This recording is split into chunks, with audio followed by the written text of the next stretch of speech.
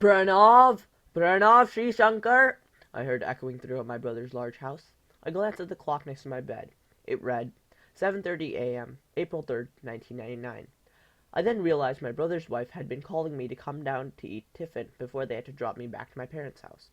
I got out of bed and looked into a nearby mirror to see the same 6'4" tall, 16-year-old Indian boy with rough black hair and black eyes.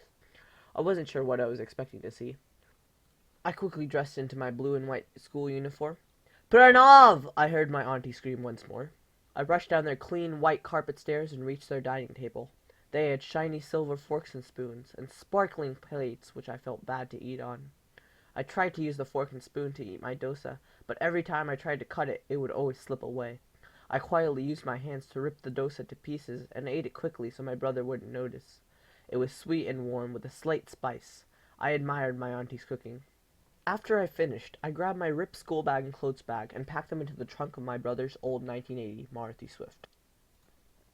I climbed into the back seat with my brother's wife, while he and the driver were in the front, on their way to my parents' house. I made sure that I wore my seatbelt even though I didn't have to, as I wanted to make sure I had a good impression on Ravi's newly wedded white wife, as this would be my sister-in-law for a long time. Once we reached my parents' farmhouse, I opened the white door of the car and jumped out into the scorching sun. It felt as if it was getting hotter and hotter here in India. I knew it was going to be very difficult changing from an AC guest room to an old hay bed in the attic of a thatched building. I knew that this was the last I would see of my brother in a month, as this was his first business trip outside of the country.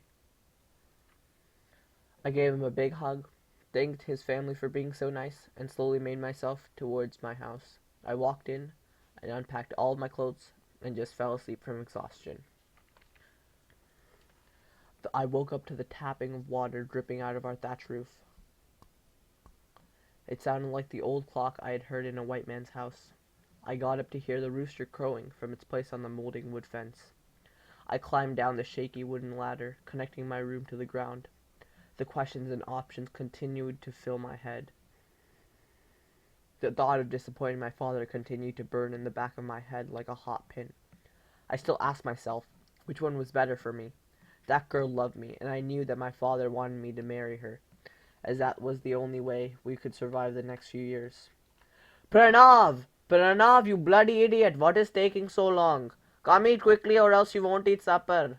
My mom shouted in Tamil as soon as she heard me leave my bed. I quickly snapped out of my head to move on to bigger things, like what I was going to eat for lunch. I made my way to the kitchen and reached the cold granite floor.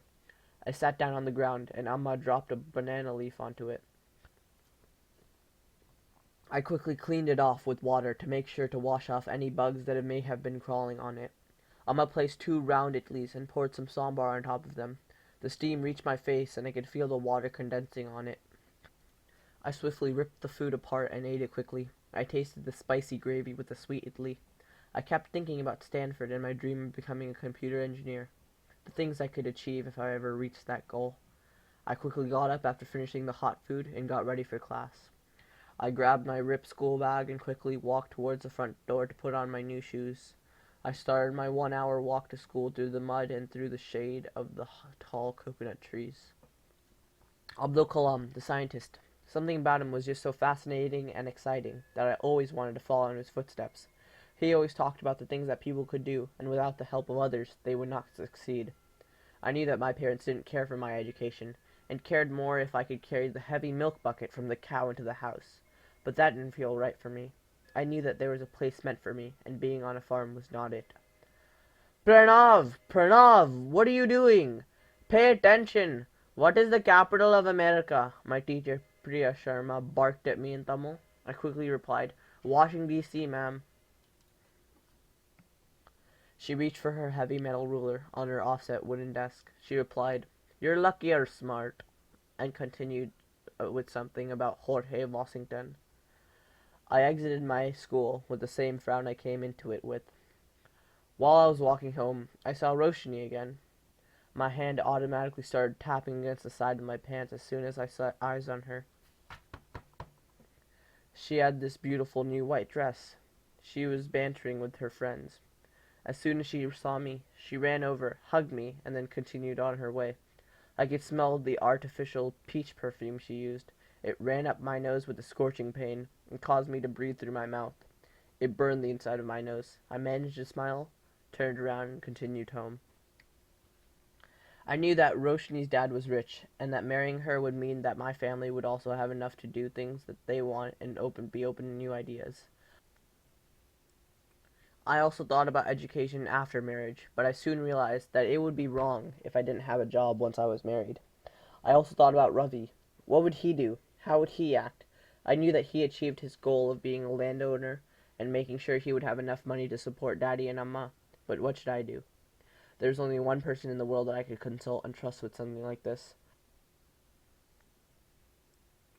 I also thought about education after marriage, but I soon realized that it would be wrong if I didn't have a job once I was married. I also thought about Ravi. What would he do? How would he act? I knew that he achieved his goal of being a landowner and making sure he would have enough money to support Daddy and Amma. But what should I do? There's only one person in the world that I could consult and trust with something like this. But the only problem was that he was going out of the country for a month, and there was no way I could communicate with him. I knew that Daddy and Emma were trying to find out what was best for me and to make sure I didn't fail in life, but I knew that I was on the right path for success. Roshini was a good person, and I respected her for that, but I do not think it was best for me to marry my own cousin, just to stifle my dreams of becoming a computer engineer. Daddy's older sister was Roshini's mom. It kept running through my head. Should I listen to my parents? Should I become a computer engineer?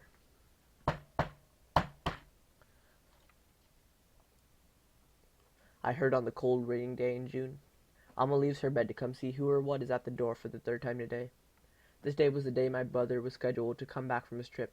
Yet this was also the middle of monsoon season, so it could have just been a dead tree floating outside and knocking on the door. My mother goes onto the tip of her toes just to see what was outside. It was a bird hanging on the door, scared of the water. It soon flew away. Again my mother turned around and walked towards her bed and fell back asleep. 10 minutes later, I heard a car engine stop outside of our house. I remember that car. It was Ravi's. I jumped down the ladder and opened the door before he even got the chance to knock. I barreled out of the house just to hug him. It felt like it had been forever since I'd seen him. Ravi looked at me with his huge grin on his cleanly shaven face. He was wearing aviators, a clean white button-up shirt, brown slacks, heavy boots, and a watch. You could tell that he was happy with his life from a mile away. After settling back home, he was finally ready to talk with me. I sat down next to him while he was eating lunch.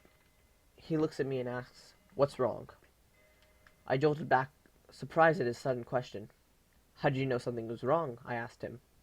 "You'd never just hug me and then come back to talk to me," he replied with a grin.